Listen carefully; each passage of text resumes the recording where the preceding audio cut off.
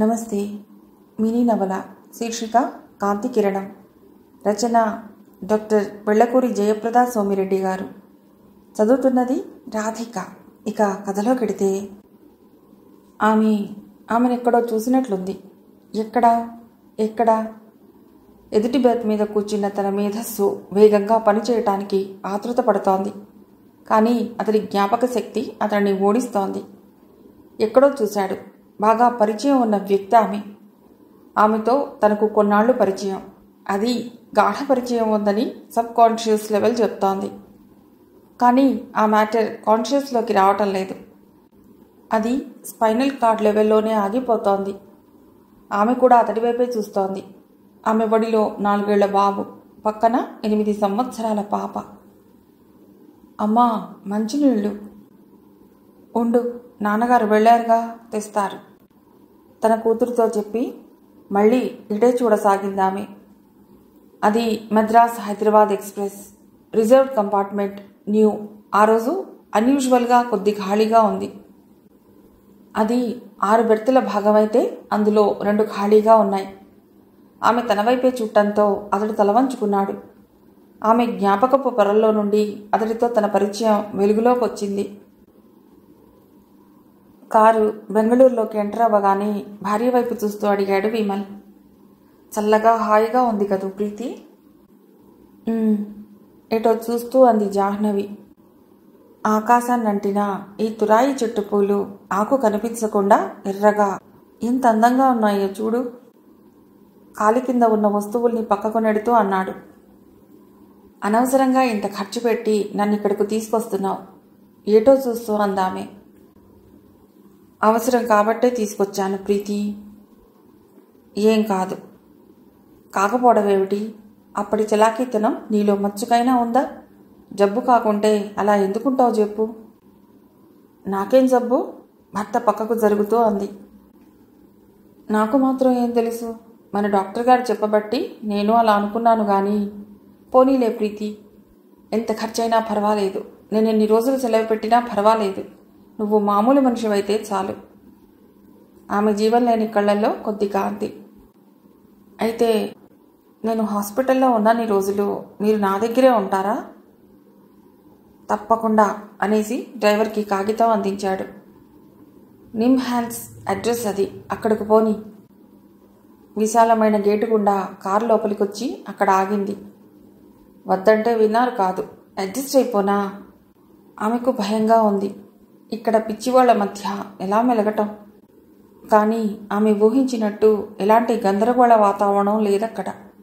నిశ్శబ్దంగా ఉంది. రోడ్లు పరిశుభ్రంగా ఉన్నాయి. ఎదురుగా ఒక పెద్ద బిల్డింగ్, దానికి దక్షిణాన మరో బిల్డింగ్, ఓ పక్కన వినాయకుడి గుడి. మొదట ఎక్కడికి వెళ్లాలో అర్థం కాక కారు దిగాడు విమల్. కాస్త దూరాన స్టెత్ మెళ్ళో వేసుకుని ఒక యంగ్ డాక్టర్ స్పీడ్గా నడుచుకుంటూ వెడుతున్నాడు.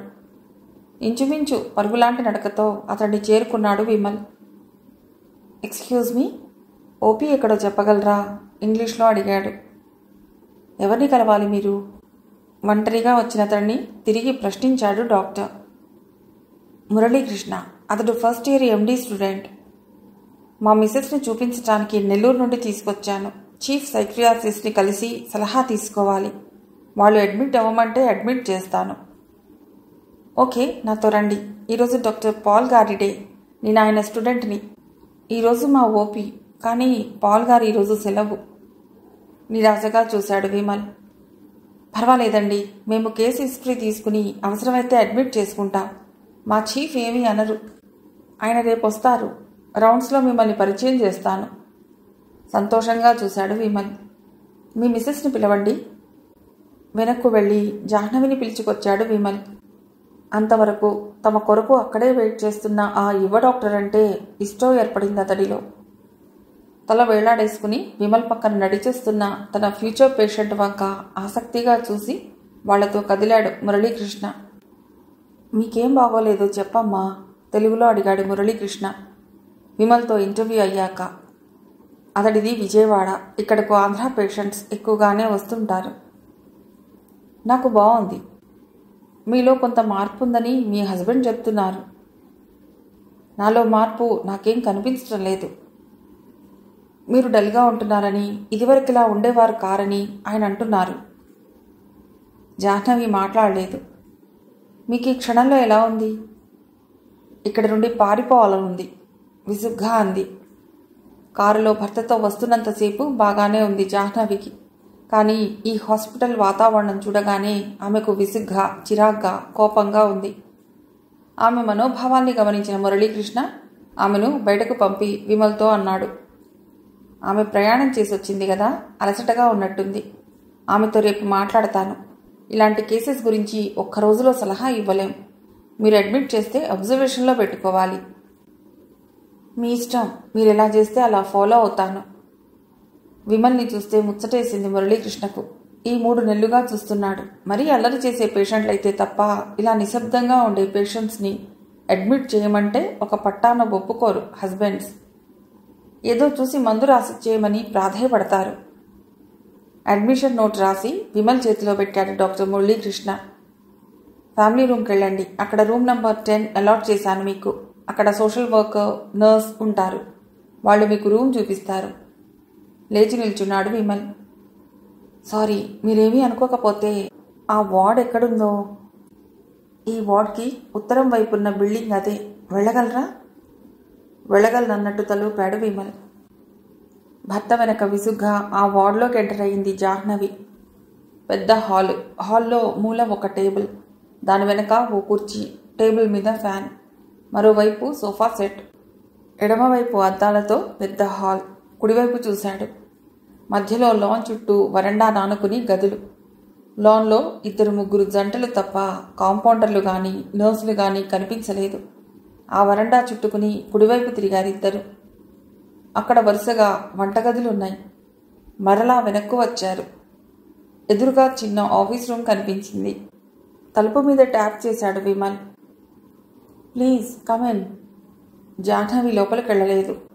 అక్కడ కూర్చున్న అతడికి అడ్మిషన్ కార్డ్ చూపించాడు విమల్. రండి. అతడు లేచాడు. రూమ్ నెంబర్ 10 చూపించి ఇక్కడ వెయిట్ చేయండి. రూమ్ బాయ్ వస్తాడు. అతడు వెళ్ళిపోయాడు. అతడెవరో తెలియలేదు విమల్కి. 5 నిమిషాల్లో బెడ్షీట్ పట్టుకుని బాయ్ వచ్చాడు.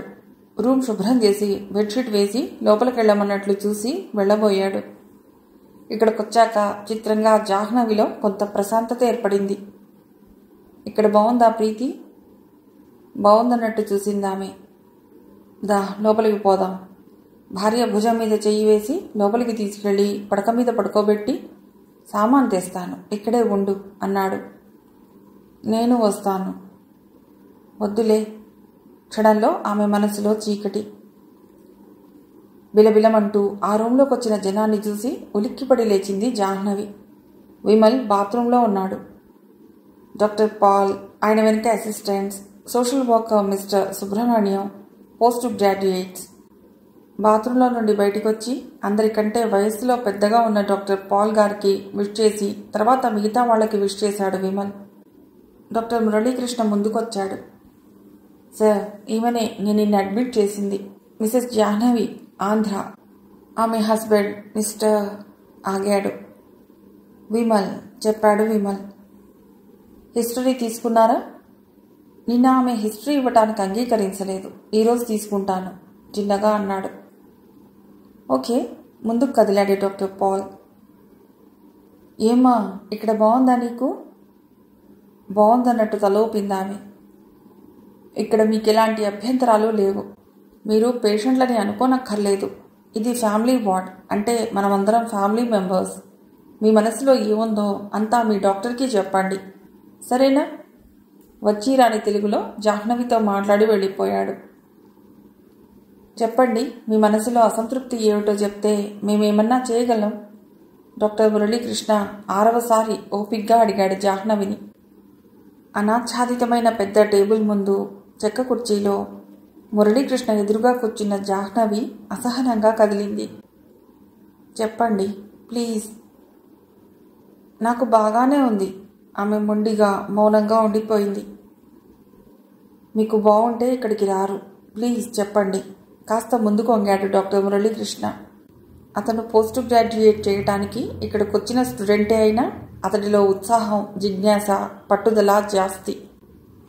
పాల్ గారు చెప్పినట్లు పేషెంట్లతో ఓర్పుగా మాట్లాడి వాళ్ళ మనసులో మాటను పైకి తీసుకురావాలనే మొదటి స్టెప్లో ఉన్నాడు డాక్టర్ మురళీకృష్ణ. ఆమె ఎన్నిసార్లు అడిగినా మౌనంగా ఉన్నందుకు ఆమె మీద చిరాకు పడలేదు. మళ్ళీ అడిగాడు, నీకేం భయం లేదు ఇక్కడ? ప్లీజ్ మీ మనసులో బాధ ఏటో చెప్పండి. నాకు ఈ జీవితం ఇష్టపడటం లేదు, అంతే. ఈసారి తప్పదన్నట్టు విసుగ్గా అందామె. తెల్లటి అందమైన ఆమె మొహంలో, విశాలమైన ఆమె కళ్ళల్లో కూడా విసుగు. ఎందుకని ఇష్టం లేదు? ఆమె మళ్ళీ మాట్లాడలేదు. మీ జీవితంలో ఏ భాగం మీకు ఇష్టపడటం లేదు? ఆమె కొద్దిగా తలెత్తింది, కానీ జవాబు చెప్పే ప్రయత్నం చేయలేదు. అంటే నా ఉద్దేశం, ఈ జీవితం మీకు ఏ విధంగా తృప్తిగా లేదు? ఆర్థికంగానా?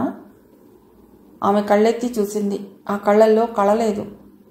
5 నిమిషాలు ఆమె జవాబు కొరకు ఎదురు చూసిన ఆంధ్రా డాక్టర్ మళ్ళీ అదే ప్రశ్న వేశాడు. ఈసారి తల అడ్డంగా తిప్పింది జాహ్నవి. మీ ఇంట్లో మెంబర్స్ అంతా మిమ్మల్ని బాగా ట్రీట్ చేస్తారా? ఈసారి డాక్టర్ని విసిగించకుండా బాగా చూస్తారన్నట్టు తల ఊపిందామె. మీకు మీ పెళ్ళి మీ ఇష్టం మీదే జరిగిందా? ఇష్టమే అన్నట్టు తల ఊపింది. పిల్లలు లేరని వెలితి ఉందా? ఆమె మొహం వంక పరిశీలనగా చూస్తూ అడిగాడు. ఆమెకు పెళ్ళై 2 ఏళ్లైనట్టు, పిల్లలు లేరన్నట్టు అతడి ముందున్న కేస్ షీట్ చెప్తోంది. ఆహా, నాకు పిల్లలు ఇష్టం లేదు, దృఢంగా అంది. Very good.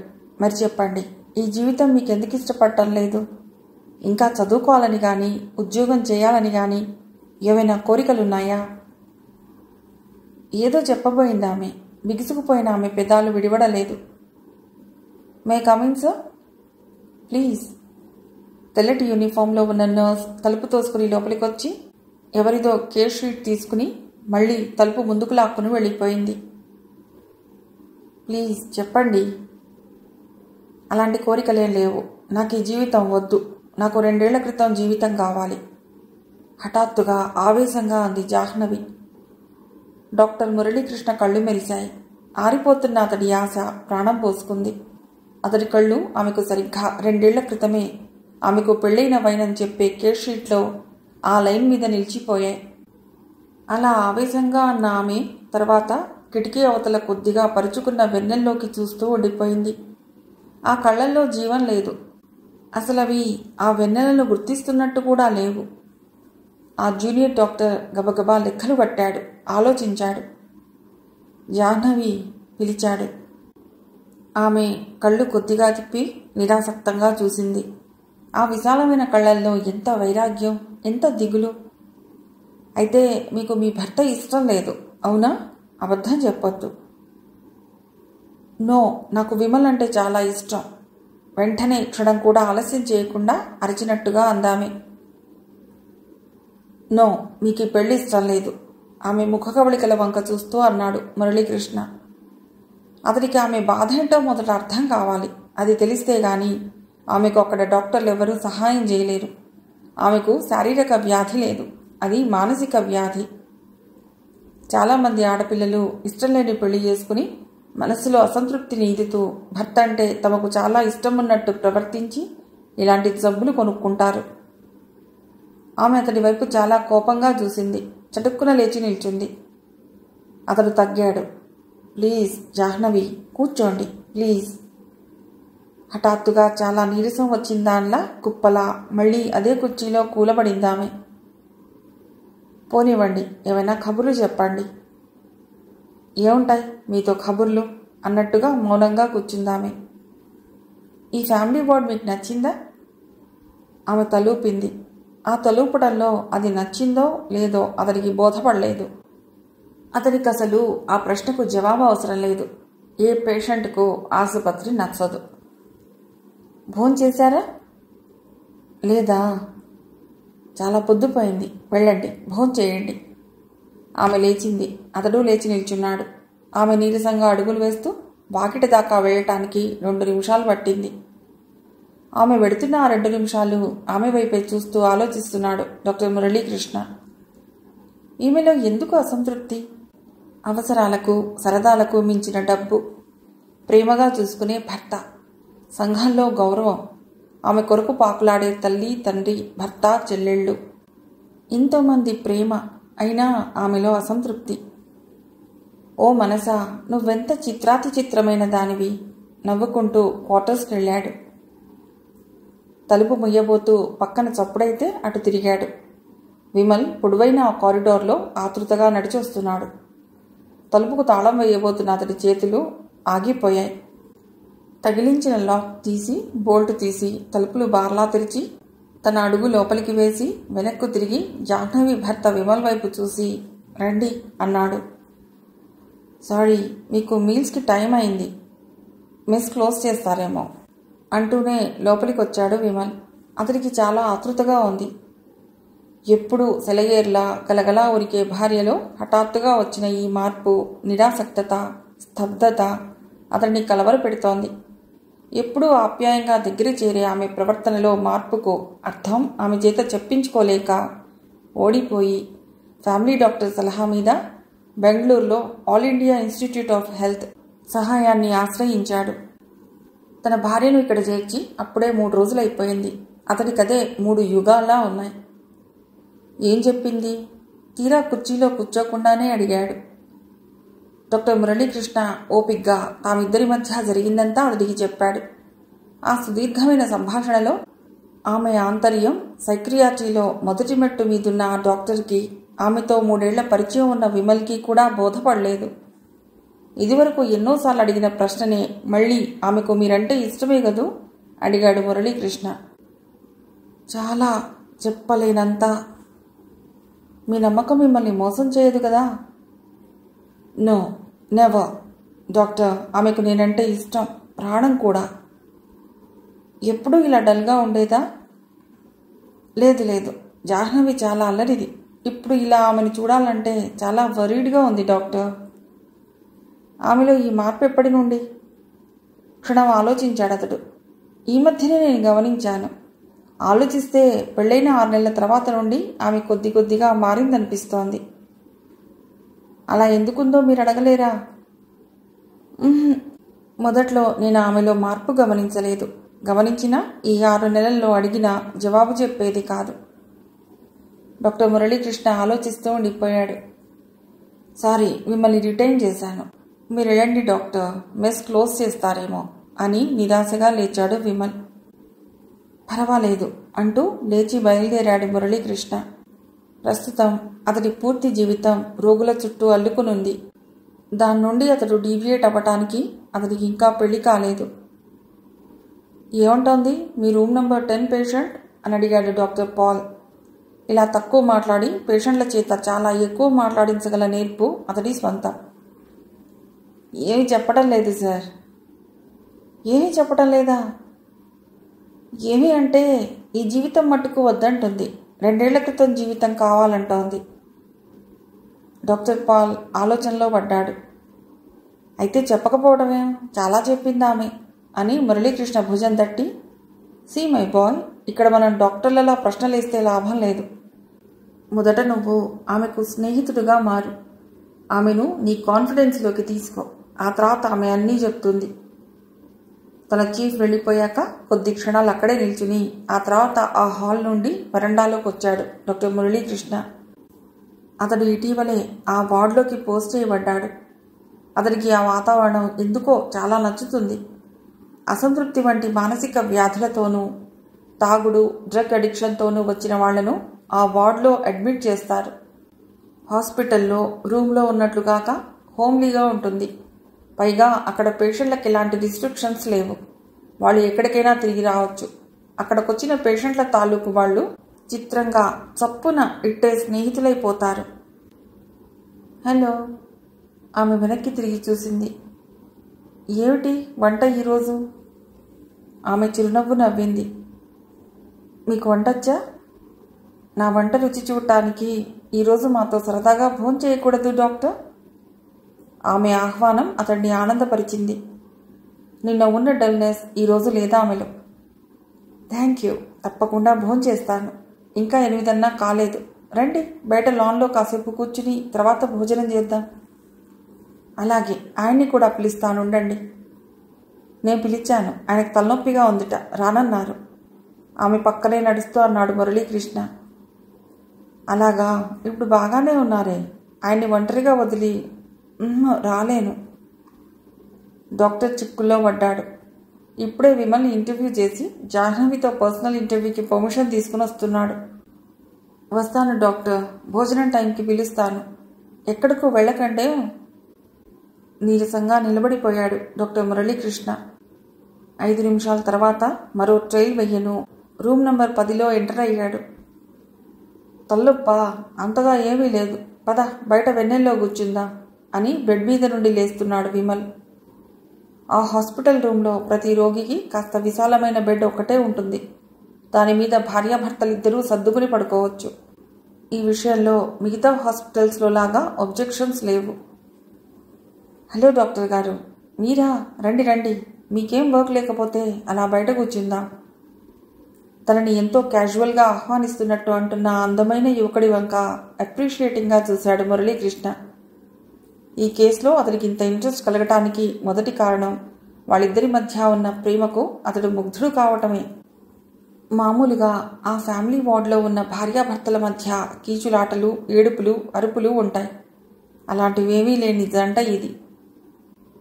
ప్రీతి, నాకు కరెస్పాండెన్స్ పని ఉంది. నేను ఆ ట్యూబ్లైట్ కింద కూర్చుని ఆ పని చూసుకుంటాను. మీరు కబుర్లు చెప్పుకోండి. డాక్టర్ గారు, మీకేం వర్క్ లేదనుకుంటాను అని వాళ్ళ జవాబు కాసించకుండా లేచి నిల్చున్నాడు విమల్. మేము వస్తాం పదండి అని లేవబోయిన భార్యను వారించాడు. వద్దు, మీరొద్దులే. ఆమె మొహం నల్లబట్టం ఆ క్రీనీడలో కూడా గమనించాడు మురళీకృష్ణ. తన తప్పు తెలుసుకున్నాడు విమల్. నువ్వు పక్కనుంటే నేను ఏదైనా పని చేయగలనా అని భార్య మీద ఓ జోక్ విసిరి నల్లబడ్డ ఆమె మొహాన్ని ప్రకాశవంతం చేసి రూంలోకి వెళ్ళి ఇన్ని ఇన్లాండ్ కవర్లు తెచ్చుకుని అక్కడకు కాస్త దూరంలో రోడ్డు పక్కన ఉన్న సిమెంట్ బల్ల మీద కూర్చుని అవసరం లేని వాళ్లకు కూడా 4 ముక్కలు గీసి ఇన్లాండ్ కవర్లన్నీ పేస్ట్ చేయడం ప్రారంభించాడు. అదే సమయంలో డాక్టర్ మురళీకృష్ణ జాహ్నవితో ఇన్వెస్టిగేషన్ స్టార్ట్ చేశాడు. నా గురించి మీకు చెప్పుకున్నందువల్ల నాకేమిటి ప్రయోజనం? అంతవరకు ప్రసన్నంగా ఉన్న జాహ్నవి తీక్షణంగా చూస్తూ అంది. మానసిక వ్యాధిగ్రస్తులు ఇలా హఠాత్తుగా కోపం తెచ్చుకుంటారు. ఎదుటి వ్యక్తిని హర్ట్ చేయటానికి కొంచెం కూడా వెనుకాడరు. ప్రయోజనం ఉంటే చెప్తారా? నిరాశగా చూసిందామె. ఆహా, ప్రయోజనం ఉండదు, నాకు తెలుసు.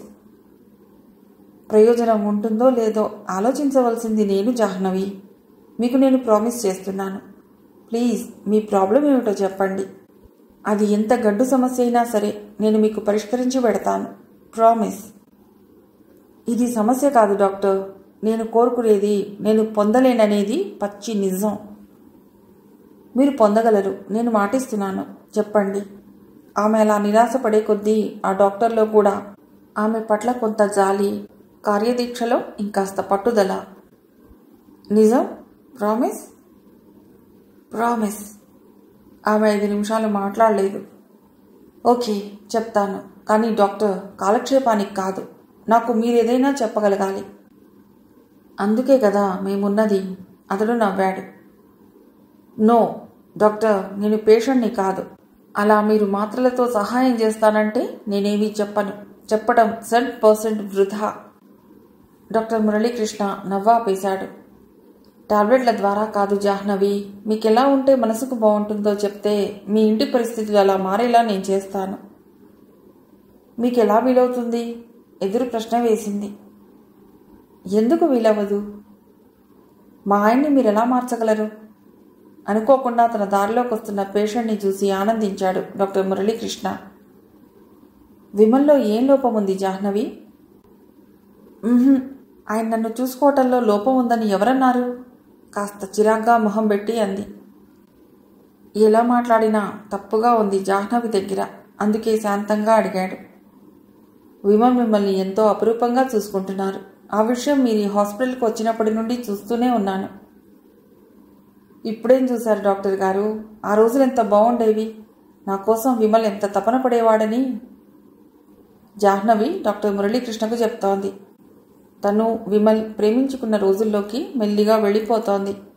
తన గుండెల్లో ఉన్న ఆనందాన్ని, అసంతృప్తిని కూడా బయట పెడుతోంది. అప్పుడు మేము ప్రేమించుకున్న కొత్తల్లో తరచుగా మేము కలుసుకోవటానికి వీలు పడేది కాదు. నేను ఒకసారి మా పిన్ని వాళ్ళింటికి కలకత్తా వెళ్ళాను. 4 రోజులు ఎలాగో ఓర్చుకున్నాను కానీ ఆ తర్వాత అంతా మా పిన్నికి చెప్పేసుకున్నాను. ఆమె నన్ను అర్థం చేసుకుంది.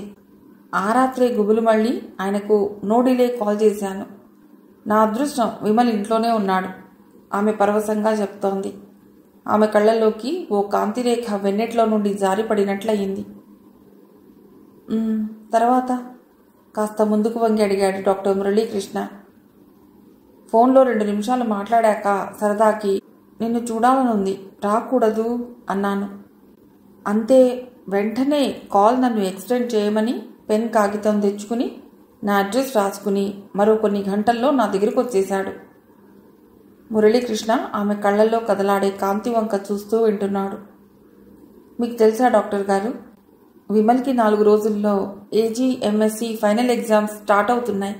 ఆ విషయం నాకు తెలియదు. తెలిస్తే పిలిచేదాన్ని కాదు. అసలు ఆ ప్రయాణం ఎంత రిస్క్ అని బెనారస్ నుండి రిజర్వేషన్ లేకుండా ట్రైన్లో ఢిల్లీకి వచ్చి అక్కడి నుండి ఎలా సంపాదించాడో ప్లెయిన్లో కలకత్తా వచ్చేశాడు. 2 గంటలు నాతో గడిపి నెక్స్ట్ ఫ్లైట్లో తిరిగి వెళ్ళిపోయి ఎగ్జామ్స్ రాశాడు. అది తలుచుకుంటే నాకెంత థ్రిల్లింగ్గా ఉంటుందో తెలుసా డాక్టర్. థ్రిల్లింగానా? నా కొరకు అంత శ్రమపడి వేలు ఖర్చు పెట్టుకుని విమల్ వచ్చాడంటే ఆ నిజం ఎంత హాయిగా ఉంటుంది, ఎంత పరవశంగా ఉంటుంది. ఆమె చెబుతూ చెబుతూ సిగ్గుపడిపోయింది. అలా ఆనందపు టంచులకు వెళ్ళిపోయి హఠాత్తుగా మొహం వేళ్లాడేసి దిగులుగా చూసింది.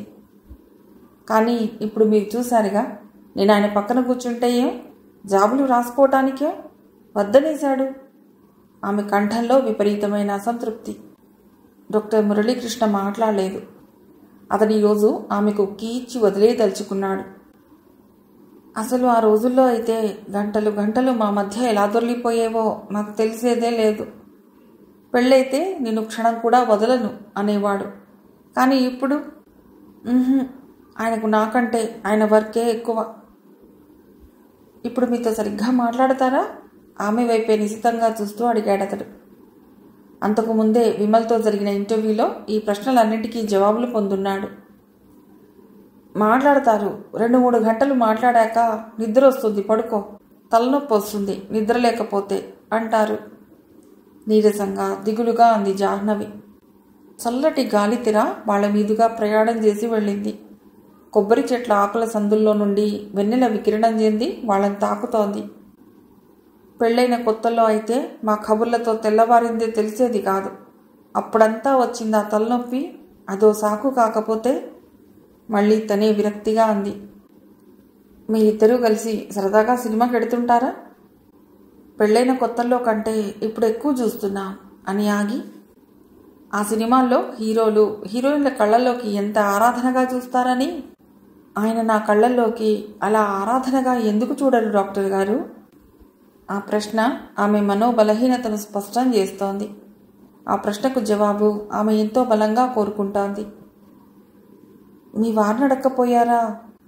డాక్టర్ మురళీకృష్ణ కొద్దిగా నవ్వుతూ అన్నాడు. అడిగాను. అది 3 గంటల సినిమా. ఆ 3 గంటల సినిమా తర్వాత కథ నడిస్తే వాళ్ళు మనలాగే ఉంటారు అంటారు. కాలం గడిచే కొద్దీ ఆరాధన తగ్గిపోతే అదేం బాగుంటుంది? ఆమె తనలో తాను మాట్లాడుకుంటున్నట్లుగా మాట్లాడుతోంది. అది బాగుండదు. అమ్మనో నాన్ననో చెల్లినో చూసినట్లుంటుంది. అలా ఉండకూడదు. దాంపత్యంలో ఆ ఆరాధన ఎప్పటికీ ఉండాలి.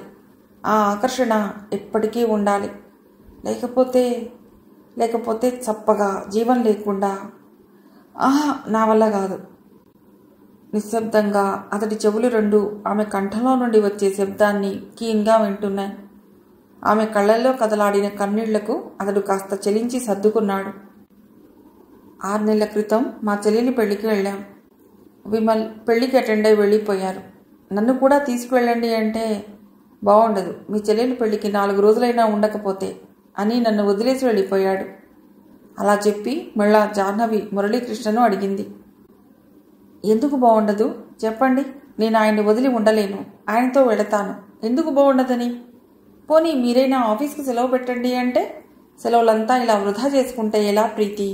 సమ్మర్ వస్తోంది, అప్పుడు సెలవు పెట్టి డార్జిలింగ్ ఎడదాం అని నన్ను మాయ చేసి వెళ్ళిపోయాడు. చూడండి డాక్టర్ గారు, మీకు అర్థమైపోవటం లేదా విమల్కి నా మీద ప్రేమ తగ్గిపోయిందని? 2 గంటలు నాతో మాట్లాడను, అప్పుడు అన్ని వేల ఖర్చు పెట్టి ఎగ్జామ్స్ పోగొట్టుకోవటానికైనా సిద్ధపడి వచ్చాడే, ఇప్పుడు నేను వస్తానన్నా తీసుకువెళ్లకుండా వెళ్ళిపోయాడు. 4 రోజులు నేను లేకపోయినా ఆయన బతికేయగలడు. ఆమె కళ్ళల్లో తడి. 1 నిమిషం తర్వాత సర్దుకుని పిలిచింది ఆమె. డాక్టర్ గారు అలా పిలిచి తర్వాత సంకోచంగా చూసింది. పర్వాలేదు, చెప్పండి. నా పెళ్లి కాకముందు, పెళ్ళైన కొత్తల్లో నా చెయ్యి ఎప్పుడైనా ఆయన మీద పడితే వెంటనే ఆయన చెయ్యి నా చేతి మీదికి పడేది. ఆయన కళ్ళు నా వైపు ఆప్యాయంగా చూసేవి. కానీ ఇప్పుడు నా చెయ్యి అతడి మీద పడ్డట్టే ఆయనకు గుర్తింపు ఉండదు. ఓ ఆడపిల్ల మనస్సు ఎవరో సహాయం చేస్తే తప్ప, తను బ్రతకలేననే బలహీనతకు లోనైతే తప్ప, తనకు తన భర్తకు మధ్య జరిగే అతి సున్నితమైన సంఘటనలను పరాయి మగవాళ్లకు చెప్పదు. మిగిలిన కథ తర్వాతి భాగంలో. హలో ఫ్రెండ్స్, మీ లైక్లు, కామెంట్స్ మాకు చాలా విలువైనవి. మీ అభిప్రాయాలను, స్పందనలను నాకు కామెంట్ బాక్స్ ద్వారా తెలియచేయమని మనవి. మీ రాధిక.